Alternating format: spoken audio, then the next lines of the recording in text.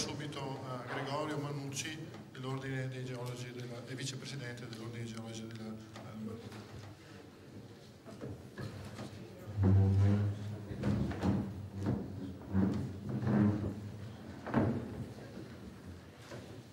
Buongiorno a tutti, porto i saluti del Consiglio e del Presidente dell'Ordine dei Geologi della Lombardia di recentissima elezione.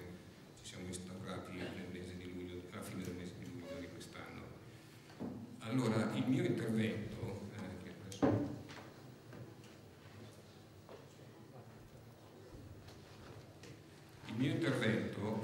è volto a illustrare proprio per sommi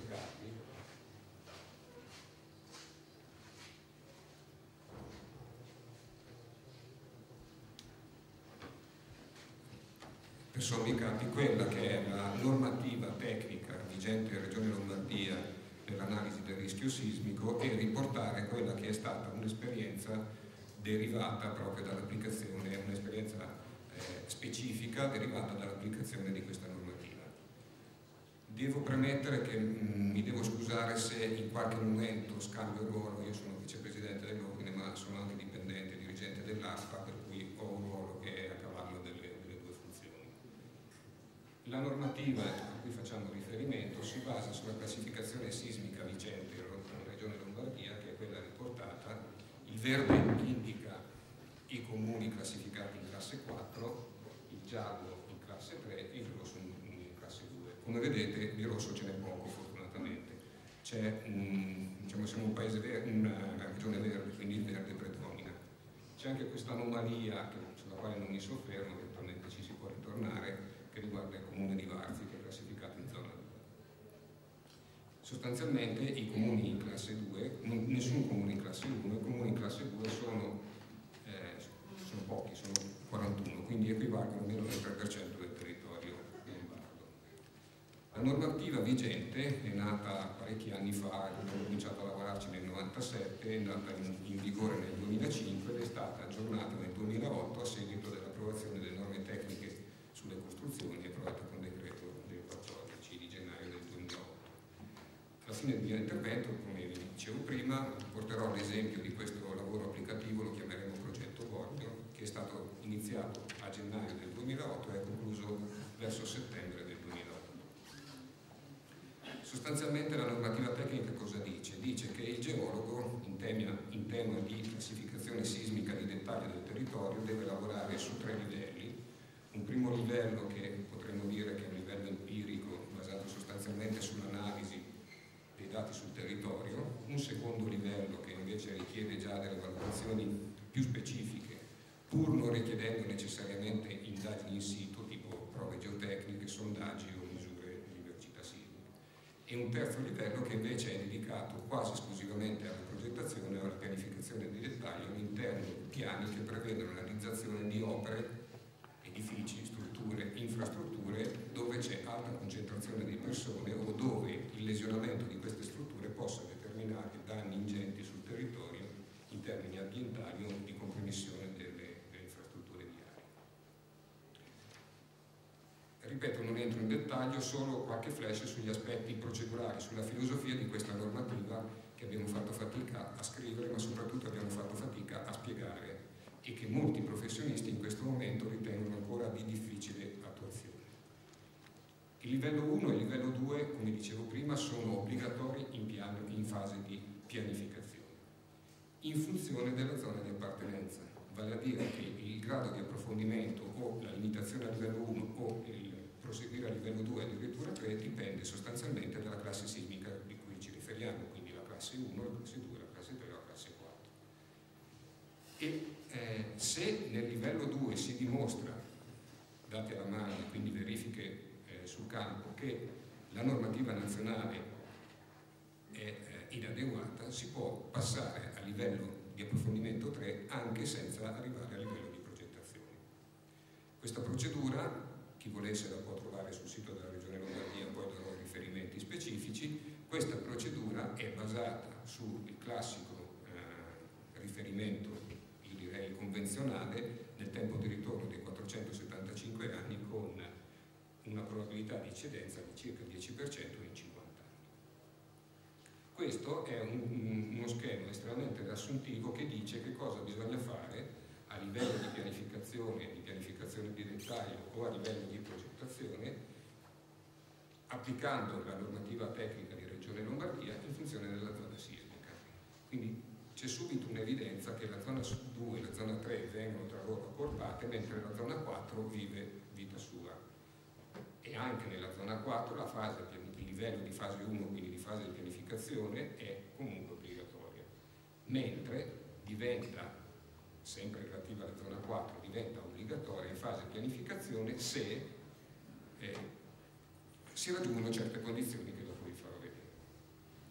Quindi il primo livello è sostanzialmente così definito, è un livello qualitativo empirico, è propedeutico, quindi indispensabile agli approfondimenti successivi, e produce come documento finale una carta di pericolosità locale.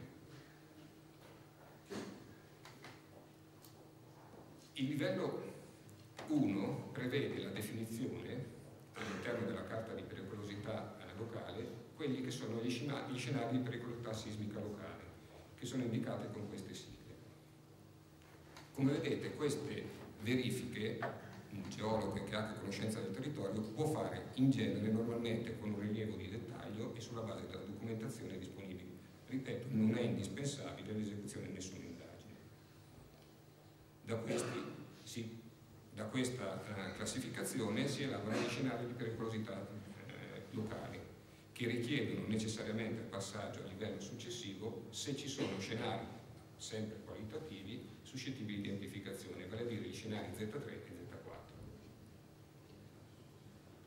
Quindi il secondo livello si applica agli scenari qualitativi Z3 e Z4, riguarda gli edifici con normale affollamento, senza rischi ambientali, senza funzioni pubbliche di servizio, e fornisce il valore FA, quindi il fattore di amplificazione.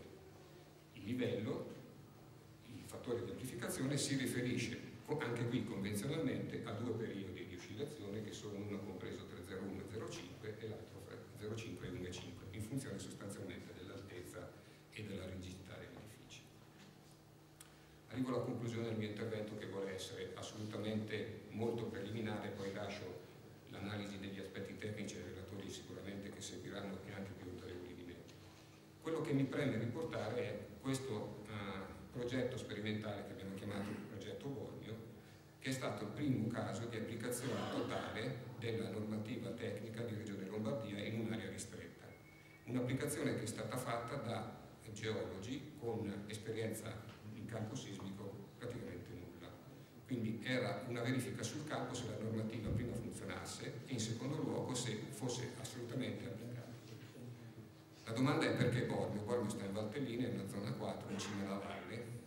Perché? Perché c'è una storia brevissima. Io ho seguito l'alluvione della Valtellina nel 1987, si gestiva una rete microsismica che era dedicata al controllo dei frenamenti, non della sismicità. Però questa rete sismica, che ha vissuto circa 3 anni, ha registrato in questi 3 anni all'incirca 700 terremoti con magnitudo stimata, ma in maniera molto brutale, superiore a 3. In un'area, che è la piana di Bormio, che praticamente è la conclusione verso nord della Valtellina, in un'area pianeggiante caratterizzata da terreni alluvionali e da colonne detritiche che alimentano il fondovalle. Un fondovalle caratterizzato però dalla presenza nel sottosuolo, nel primo sottosuolo, di numerosi livelli torbosi, di livelli coesivi estremamente continui e comunque di una falda quasi affiorante o comunque poco profonda.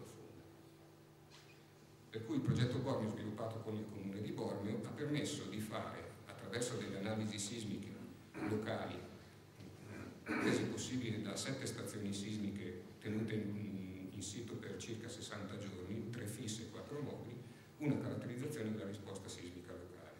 Il progetto Bormio ha previsto anche, ha reso possibile stabilire che i fattori di amplificazione registrati in caso di scorrimento sismico sono assolutamente incompatibili con quella che è la classificazione sismica locale attuale, quindi la classe 4.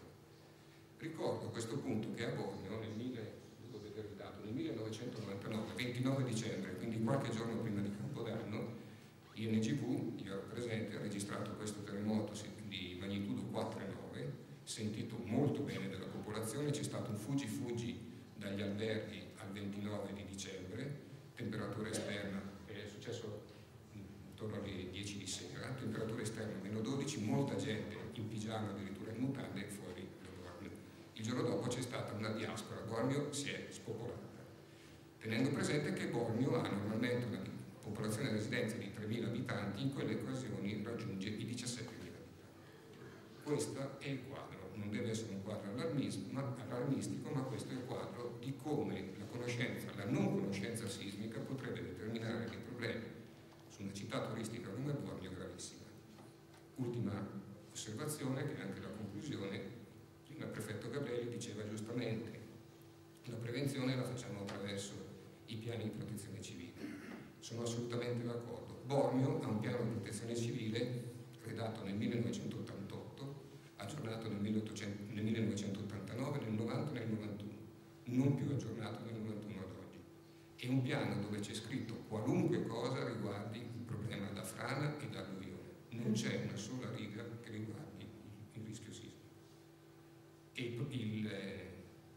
il piano di protezione civile di Bormio non ha ancora inserito all'interno un solo numero cellulare